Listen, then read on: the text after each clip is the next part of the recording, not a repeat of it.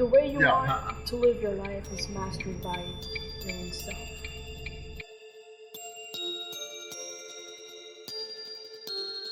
Opulent Fitness Odyssey and Stress Transmutation for men over 40. There's a specific reason for that terminology rather than just simply, before I was talking about elite fitness and also stress management. However, I like the alchemical term transmutation because it also goes along very well with physics, so a little bit more grounded in the physical world, science, and I love learning science. So I'm here on Noom Vibe. I have my Noom Vibe account. I will share the link with the Hypno Athletics podcast, which it's the Hypno Athletics podcast I have on Spreaker and that gets shared out through all of the other channels. Right now it says Hypno Athletics Exercising Your Mind, but I'm going to change that to Hypno Athletics Capoeira because Capoeira is a martial art that it rhymes with capoeira, but it's my own rendition of it that I've been working with and perfecting for my purposes for years. And now, again, I'm starting to see how valuable objectively, not my own, conjuring. For example, I was grocery shopping earlier today and I was in one of the aisles and a guy came walking up to me and says, "How can I get like you?" And I was thinking, I'm thinking, I said, "Excuse me?" And he says, "You're basically," his whole breakdown was, "How do I get like you? Like you're fit." He's like, "You're buff. You look great." A young man came up to me, half my age, and said he wants to get his fitness up like mine just based on the way that I looked. And I thought, I wasn't, it didn't boost my ego or anything like that. The first thing I wanted to share with him was, I said, "Well, if you want to get in touch with me and learn some more," and I gave him my Instagram account, which I'm also going to be aligning with this whole one of these branches that I'm moving forward with. So I will be dedicating the Body Sculpt Pro Instagram that I have to the Opulent Fitness Odyssey and the Stress Transmutation for men over 40. And so that's body_sculpt_pro. And then I also have the website capoeira.com. That's KAPPAGUERRA.com, which will be aligned with that. The podcast Hypno Athletics on Spreaker will be aligned with that. And then I also have the YouTube channel, which is Capoeira as well. So I have a few different channels that are going to be going along those lines because it's just something that I'm glad that I've had all these channels for years because I'm separating them. But one of the things that I really want to do here now is talk about and share some things that you can actually apply for this elite fitness journey. If you look at the YouTube, for example, because I actually want people to see visually what I'm talking about. And this is going to be continuous so that people can actually physically see, so that they know that I'm not just blowing smoke, right? That they can actually see me physically moving the way that I claim that I can see how my approach is function over form. Function is greater than form. to me.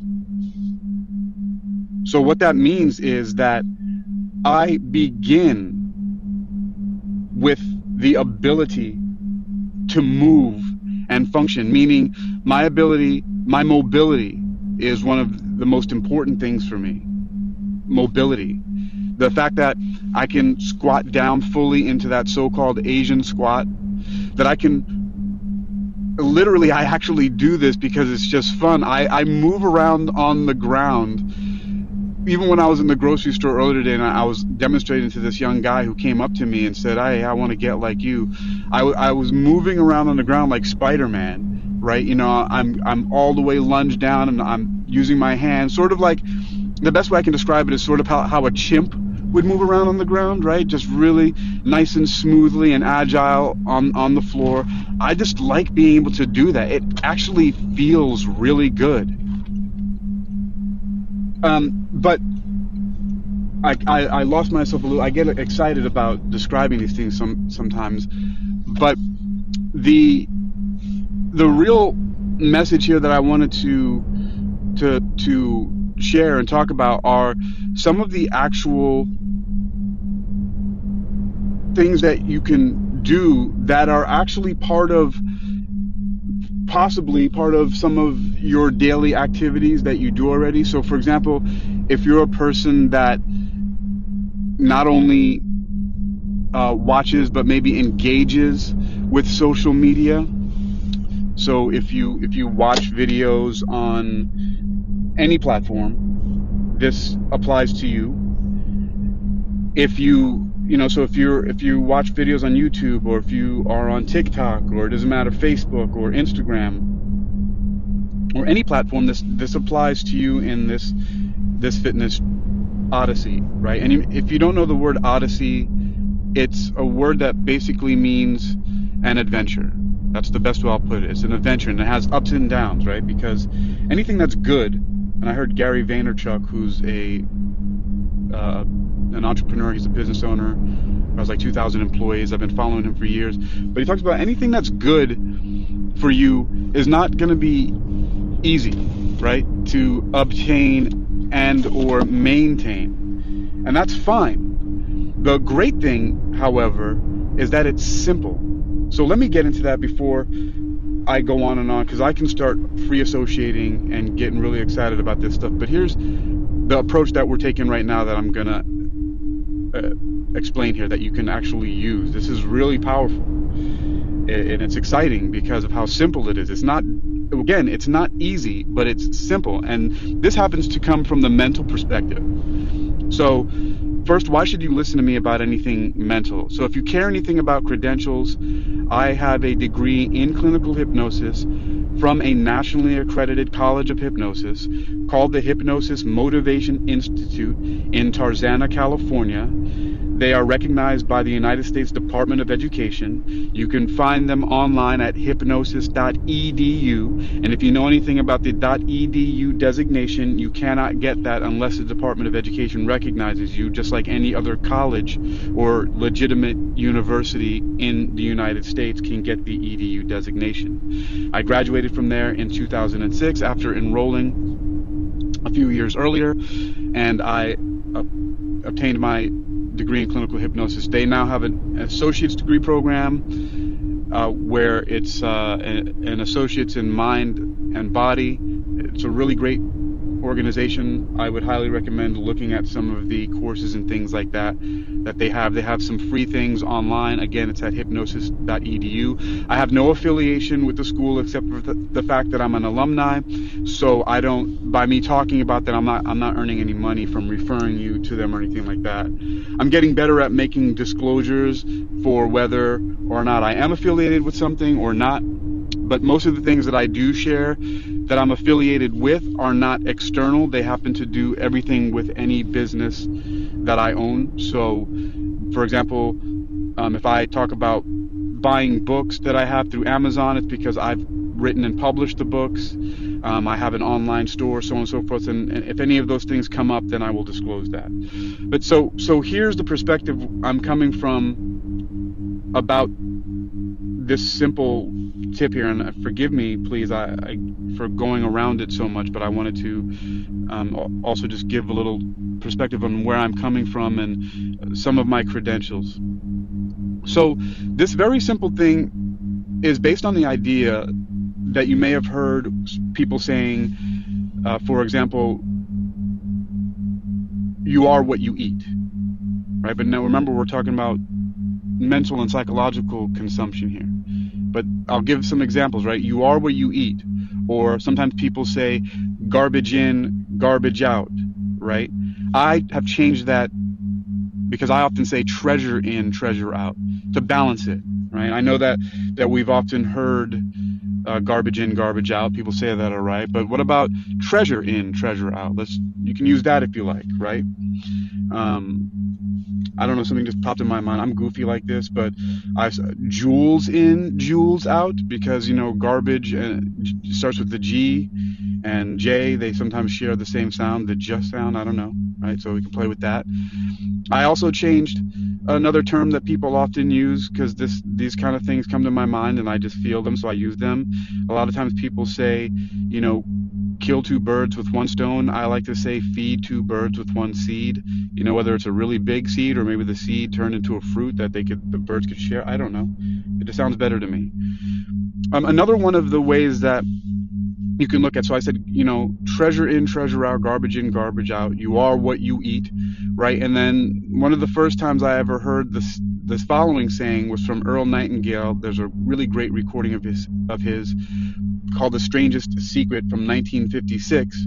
And it's something that I know a lot of people have heard from that book, and the video that was made from it called The Secret was, we become what we think about. And the first time I heard it was back in like 2003, and it was from a guy named Sean Michael who gave me a recording. He burned a CD of that for me, and I got to listen to that, and I heard Earl Nightingale saying, we become what we think about. So what I'm talking about now has to do with those things, right?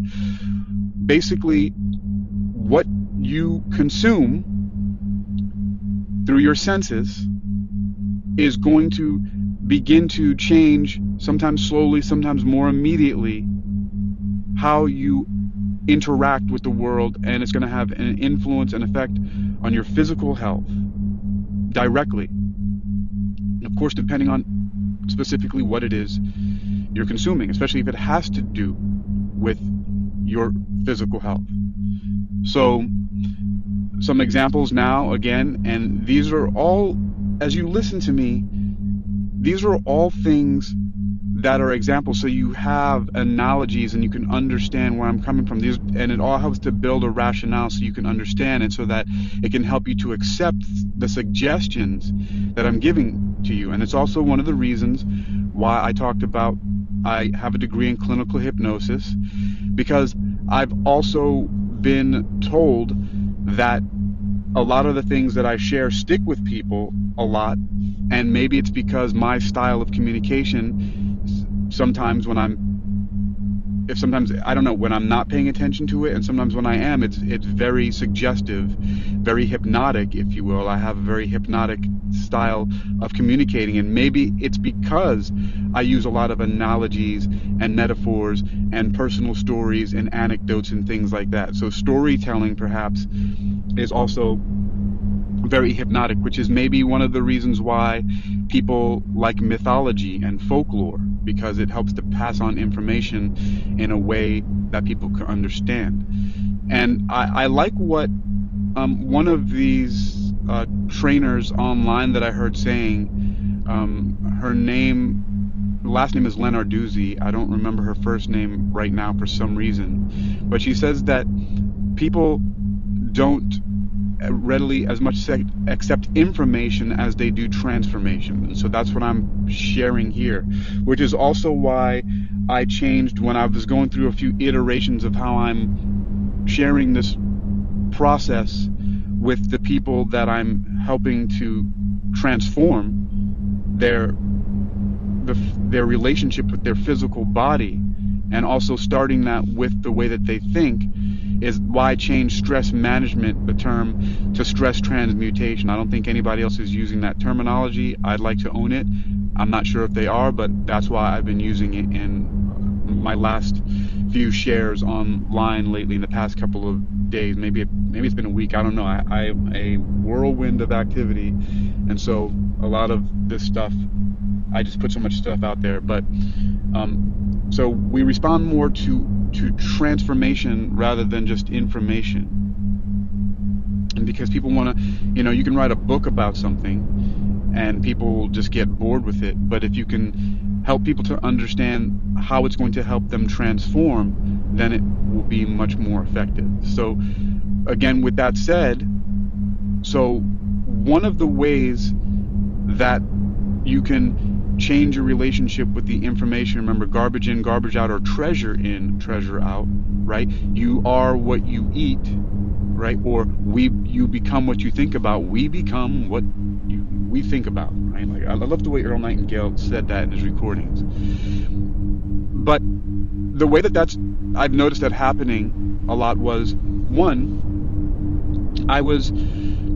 when I was writing my PhD thesis for the University of Metaphysical Sciences, I knew that I wanted to write about cosmology or space and astronomy, because I know a couple of people who work in the highest levels of astronomy and astrophysics and cosmology. One of them I met here on this platform, named Christopher Birkenbein, although I haven't seen him around here, or heard him, I should say, around a lot, although we're Facebook friends now, so I get to see some of his messages. I just saw something from him today, and I actually met him in person when he came to Virginia, and he was doing some work at the Langley Air Force Base. We met a couple days in a row, went to the bookstore, had some coffee, bought some books and magazines together. And then another friend that I met many, many years ago, back in the late 90s, early 2000s, named Arissa K. Hines, who was one of the main engineers on the Mars Science Laboratory project. And I've just always been fascinated with space. I mean, what young kid, at least when I was growing up, wasn't obsessed with astronomy or being an astronaut, especially because a lot of the cartoons and things that were on in that day had like a lot of those themes. And then Star Wars came out, in the 70s and stuff like that. And then there was Star Trek that was out as well. So when I was writing my thesis, these things are still very powerful in my mind. And because I don't have a degree in physics or astrophysics or anything like that, but I really want to be part of that world, I felt like I could create a hack for myself and write my PhD thesis in metaphysics that had a strong tie to physics or astrophysics and cosmology specifically.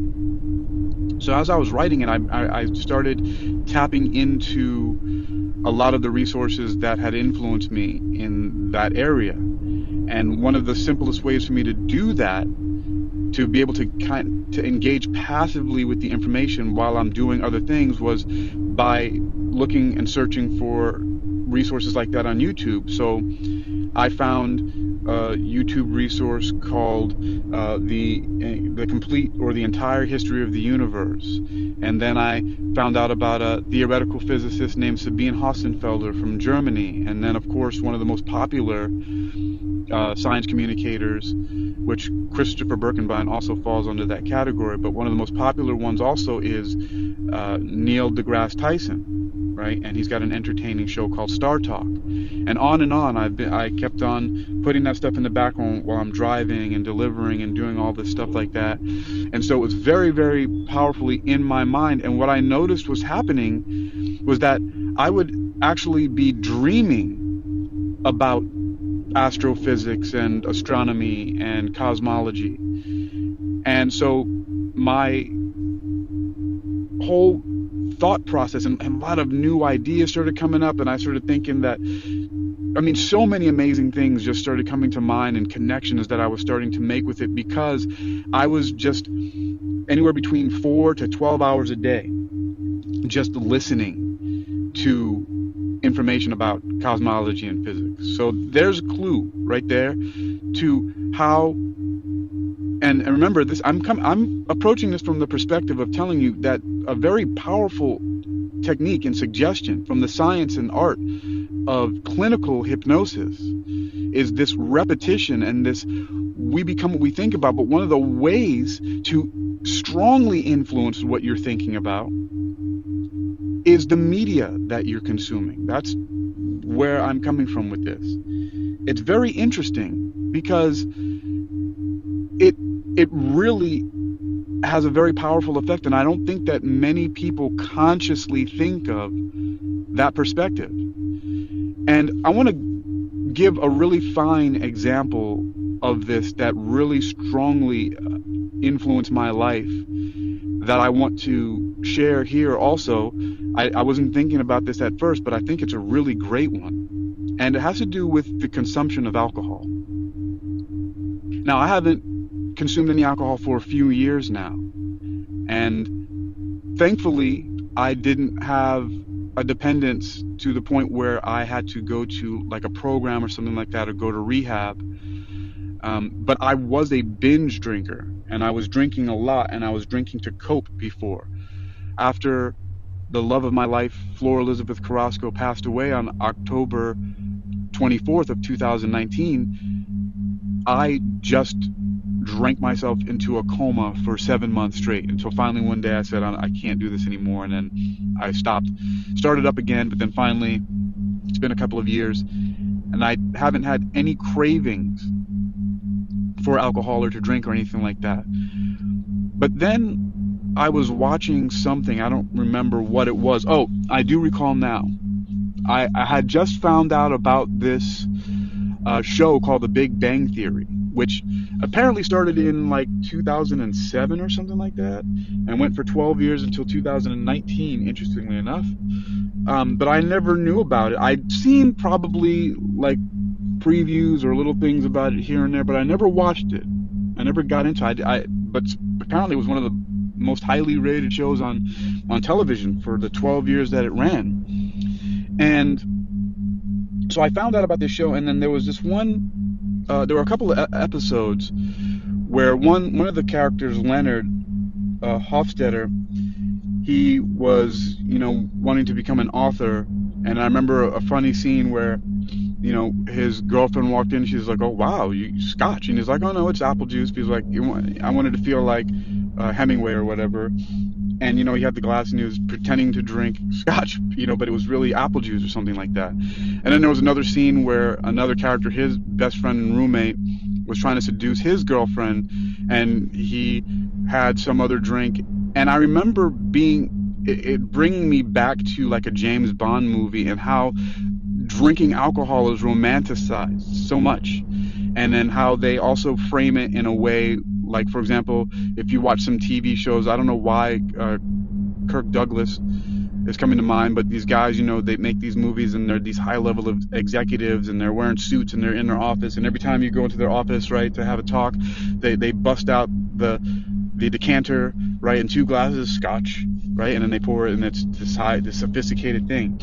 And I remember all of a sudden having this feeling like, man, why do I want to drink? Because I'm watching these guys drinking. And then I realized it was just because of, again, what I'm consuming is just coming into my mind, and they're making it look cool, right? And so I realized that a lot of my drinking of alcohol had nothing to do with the chemical part of it, or even that it even felt good. Because one of the reasons why I was so able to easily give it up is because it's disgusting. And it made my body feel like poisoned all the time. Like I could drink tons of coffee and never feel in any way close to how terrible alcohol has ever made me feel, even after just one drink.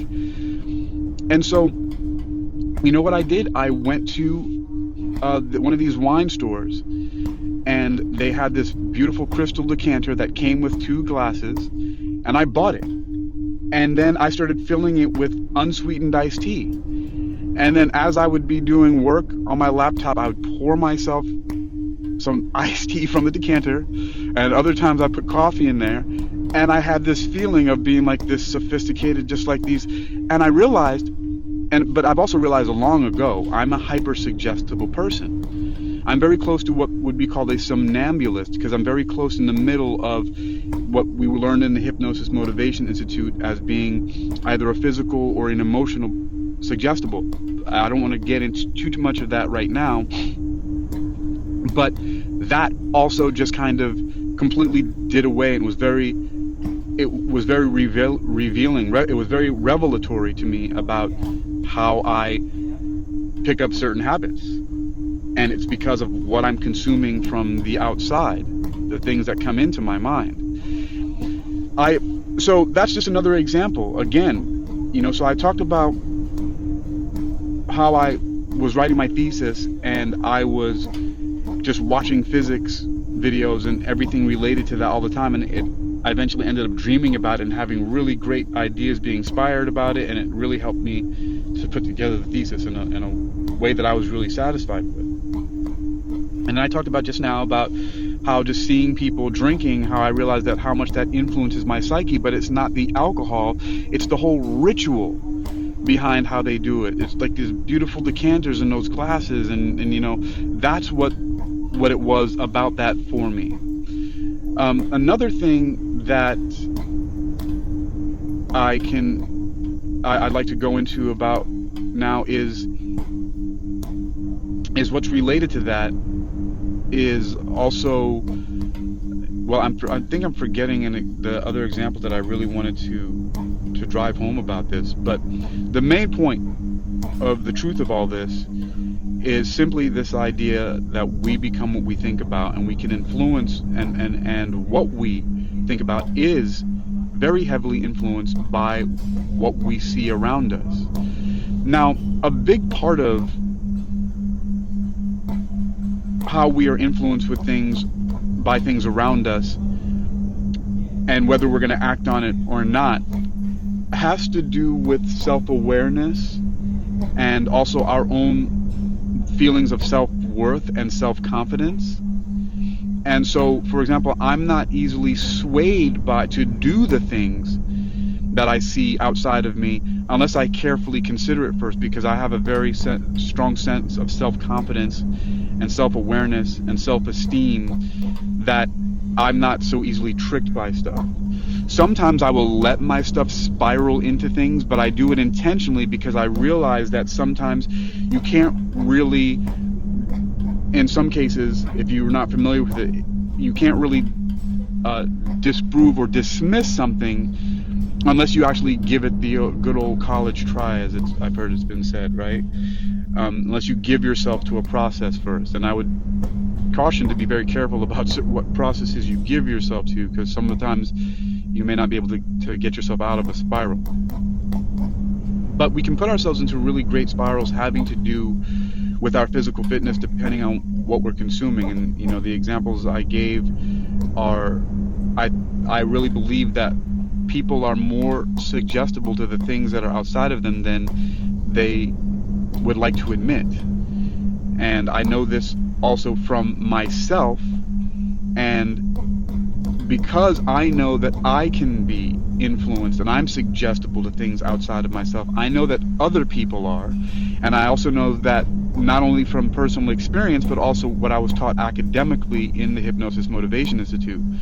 One of the numbers that they gave us was that we are automatically suggestible to, let me reframe that.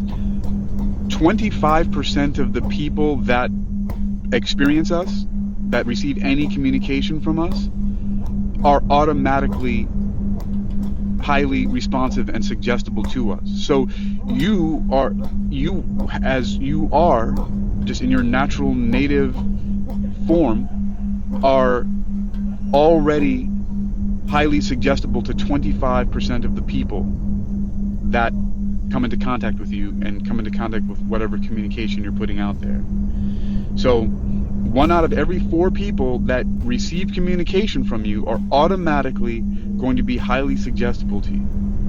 And so in the reverse, just imagine that, right? That if you come across 4 different people, and you're one of the people that, one of the 25% that's suggestible to them, you're being suggested to things 100% of the time, and you know that you encounter usually more than 4 people. And keep in mind that it does not even have to be people that you encounter physically directly. It could be people that you encounter that are characters in a book, in an audio book, in a movie, even someone who is singing the lyrics of a song, or in the band members themselves. We are influenced from the information outside of us, whether we want to admit it or not. And that's the truth of our human condition. And so, of course, one of the ways to change our behavior, which our behavior then becomes our habits, and our habits become our personality, and that then becomes how the way that we do things overall. And the way that we do things overall, in the case of how we eat and our level of activity and fitness and everything like that, is going to affect our body. So remember, I'm framing all of this for the program that I have, which this is part of it. This is free, this information, this understanding, and why I'm doing this in a long form more and more now, because of the concept and the practice that I'm talking about right now, which is that we become what we think about, and we can influence what we think about by being selective about the things and the information that we put in front of us all the time. And I recall now, one of the things that I was going to give an example of was years ago, I wrote in a blog called Inception, Distraction, Deception. And it was about the movie Inception, and about how I feel like the information that movie portrayed was backwards. Of course, it's science fiction, so it has no requirement to be true. Although, in that case, it would be more fantasy than science fiction. In the same way that Star Wars is more fantasy, while Star Trek is more science fiction, right? So here's the point about that, is that the movie made it seem like an inception was more difficult than an extraction.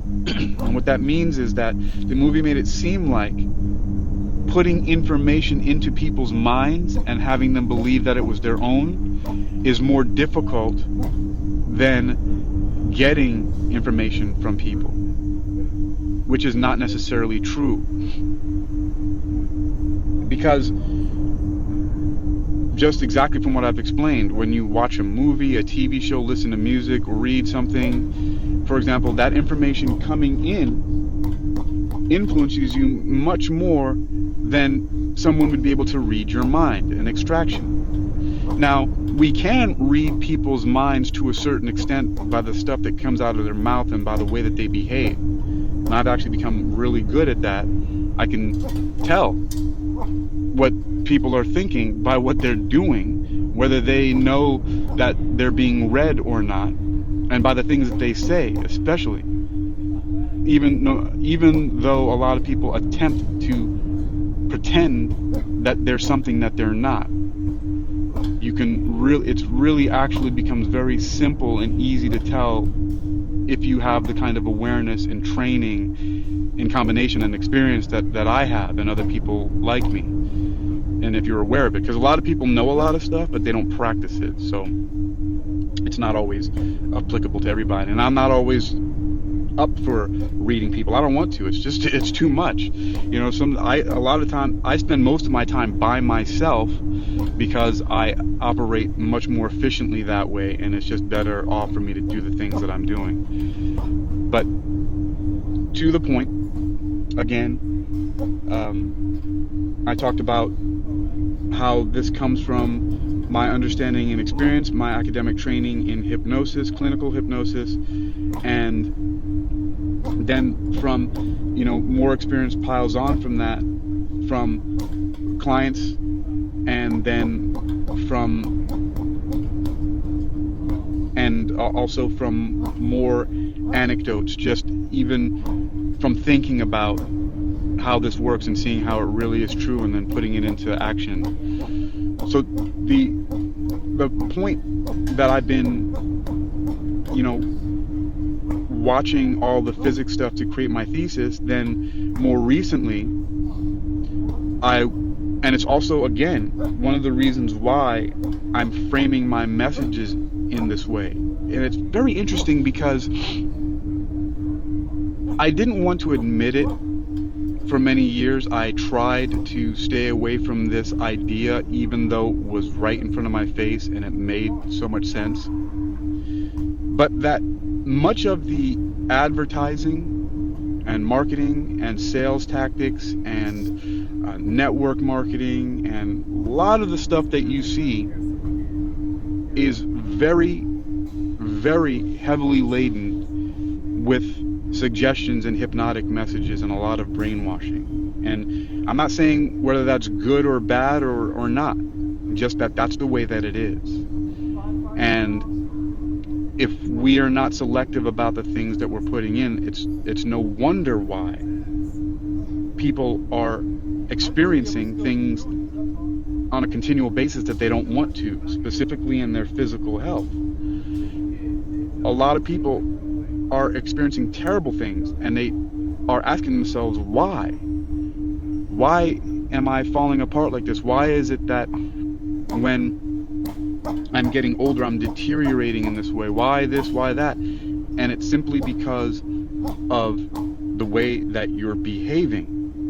It's the way that we are behaving. It's the things that we're doing, right? And the things that we're doing are very much, as I've been saying over and over again, are very much the things we're doing. Our behavior is very much influenced by that which we allow ourselves to take in the messaging.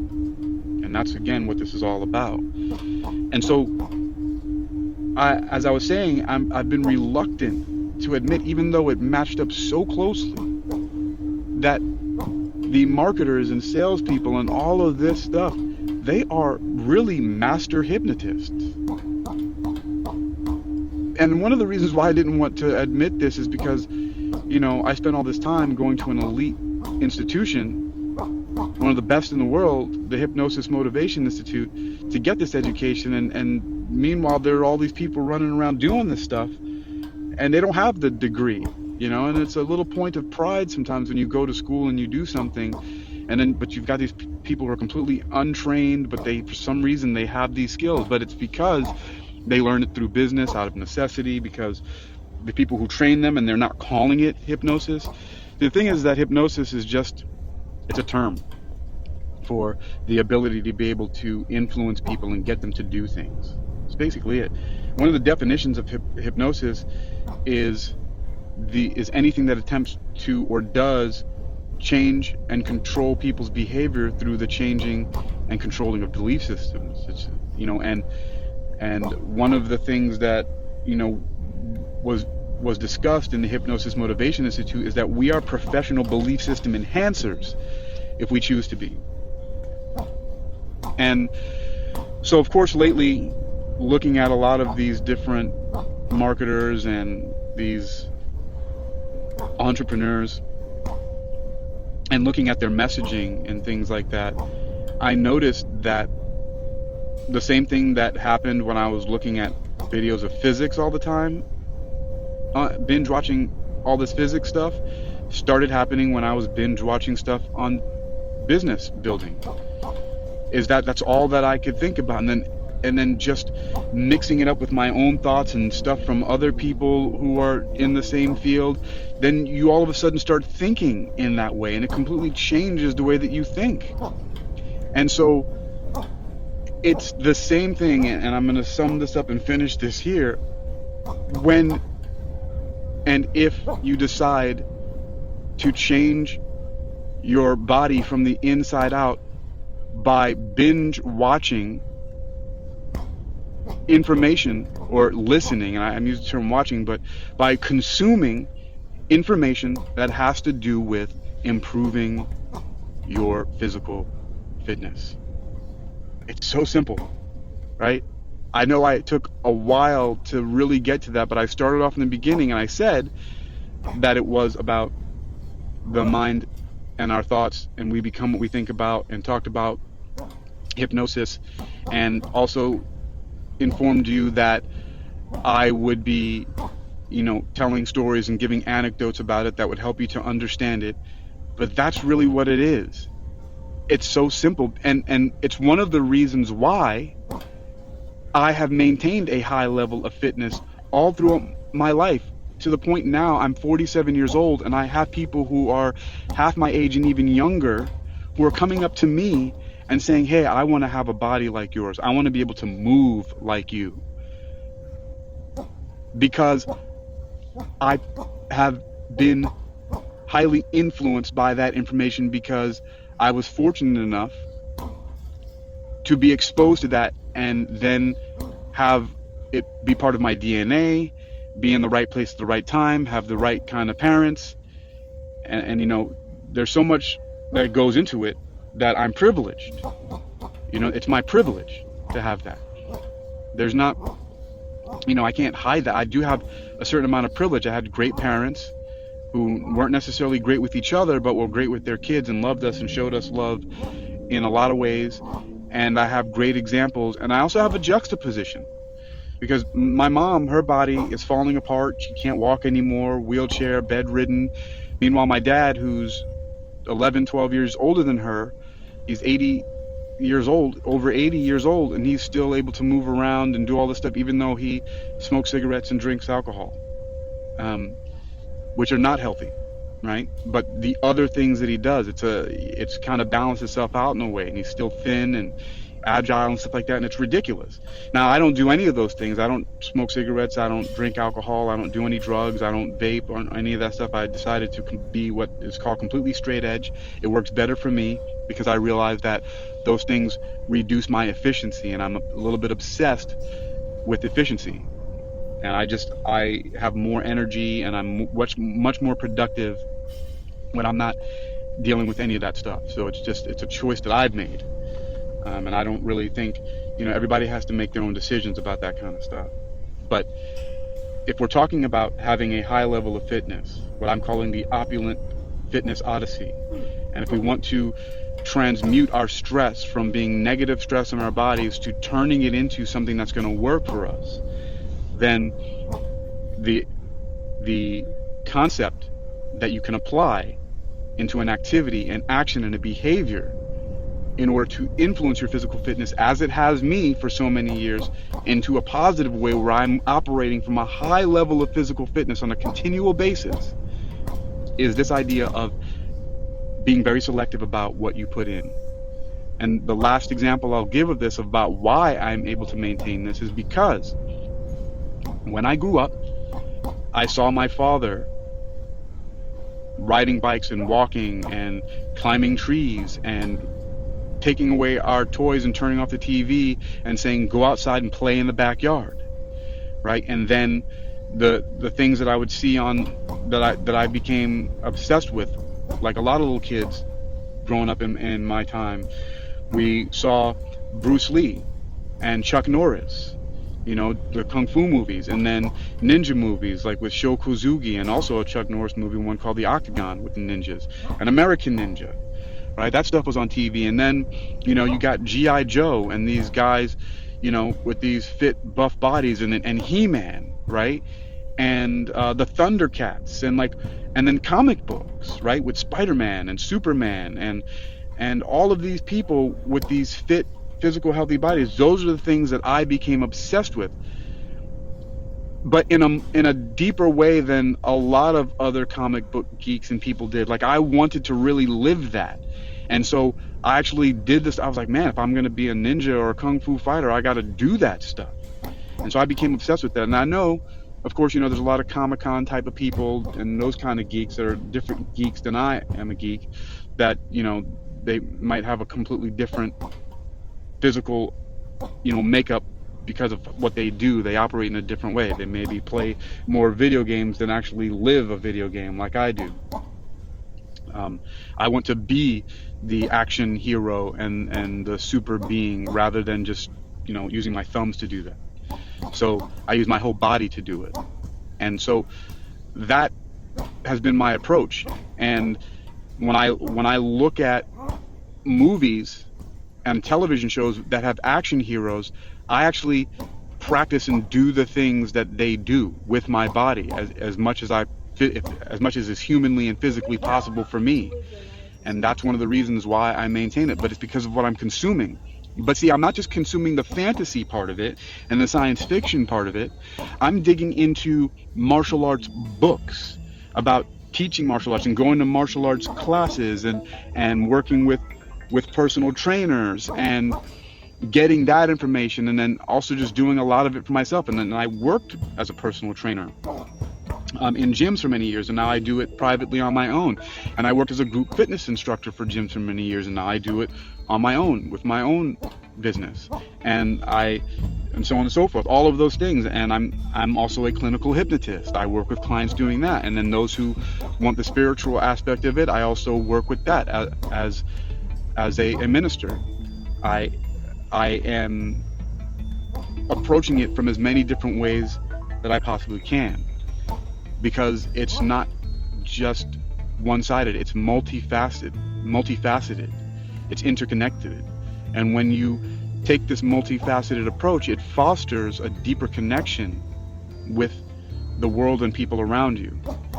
And the final thing I'll say is that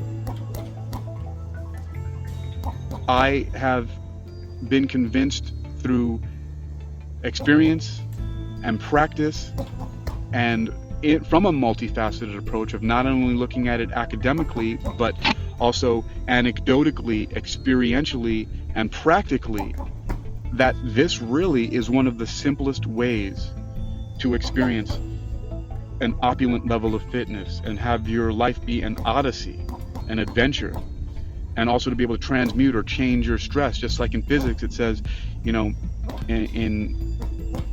thermodynamics, energy is not created or destroyed. It just moves from one form to the next. So stress is not always bad as long as you're able to transmute, right? That alchemical term, change it from one form to the next. And I find myself doing that on a continual basis because I've made it a habit.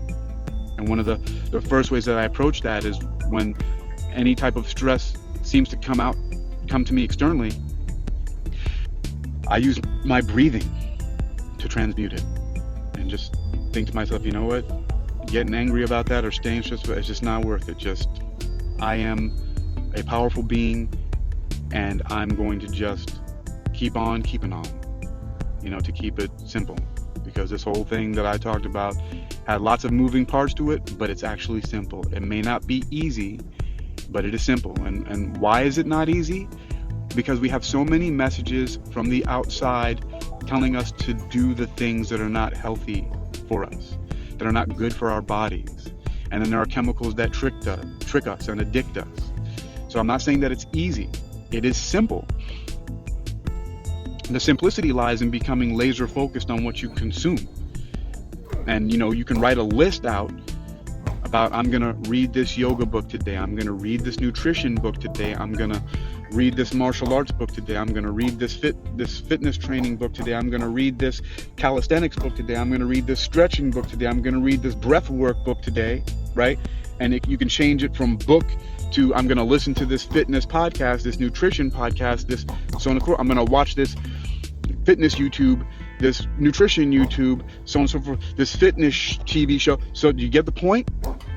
Make a list and follow that list in place of the other things that you might be unconsciously following, just out of habit.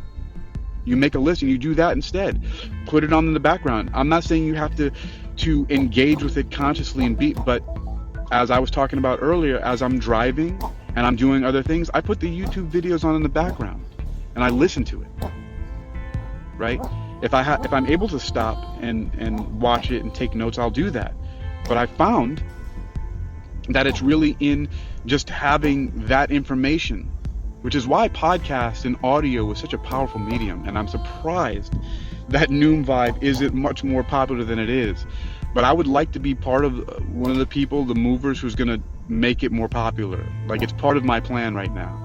'Cause I haven't been on here as much as I used to be a couple of years ago, but I'm also glad that Noom Vibe has merged with it, or Noom has merged with it and made it Noom Vibe, and that it is, the main focus is on our physical fitness and health, because I love that. I think it's amazing. I think it's one of the most basic things and fundamental things we can do, being physical beings on this earth, is one of the things that we have the most control over everything else, is our behavior, right? And our physical bodies. It's right there. Like, the thoughts that we think affect us first in our body, our cells, our DNA, more than it does anything about being woo-woo and going out into the world around us. The first thing it does is has an effect on our physical body, our own temple, right? That's the first place. And that's the one thing why podcasts, I believe, and this social audio, these kind of formats are the best, because you can put it on in the background. You don't have to look at it. You can listen to it while you're driving. You can listen to it while you're cleaning your house. You can listen to it while you're at the gym, while you're taking a walk, right? There are a lot of things you can slip on a pair of over-ear headphones with, or put some earbuds in, or turn on your speakers, your stereo system at your home, or play it in your car, that you can use the audio format. And this is my approach. I really know for a fact that this is a powerful medium for this. And I also know that it takes time. So for those who've sat and listened through most of this or all of this, I appreciate your time, because I know how precious time is. I know that it's very valuable. That's why we say paying attention, right? Pay attention. We're paying with our time, which time is our life. And I am providing value so that when what you're paying for with your time is going to pay dividends back to you. It's a return on investment. And that's everything that I'm aiming to do. And I'm becoming more and more laser focused and clear about what that is all the time. And I do owe a lot of thanks to this platform, to, as it is now, Noom Vibe, as it was before with Wisdom, and many of the amazing people on this platform who have very positively influenced my life by influencing my thinking, because I've taken the time to pay attention to what they have been saying. And that, all that I can do is give back in that way.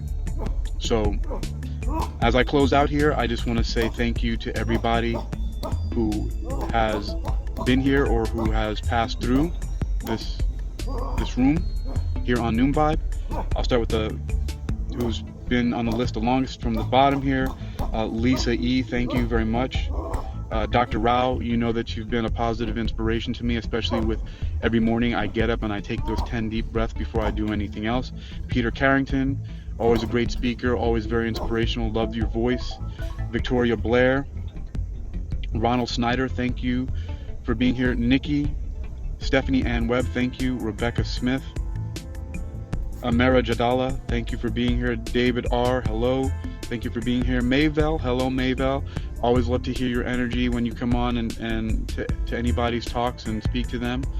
Lenny, hello and thank you. Brenda Johnson, Donna Lemon, Kay Ackerson, Laura Strader, hey Laura, I just saw that we connected on TikTok. They're back on in the US, at least for now, right? Of course, Cecilia Grace, kudos. I hope you're doing well. Actually, I know you are, because I've been stalking your profiles online, so kudos. Jillian Snow, thank you for being here. Kyle, Jamie Thompson, Sharon Getty, Demarcus Miller, Brian Hurlbert, hello brother, good to see you here. Tina Fisher, and Doobie, hello brother, glad that you're here as well. Kadra Bell and Mr. Peter Carrington, again, thank you all, and I will continue this upwards and forwards positive progression To live of your sharing with fullest you here. possible This life. is the perfect Yes. platform. And I'm sharing this on my podcast right now. Stay well, and until next time.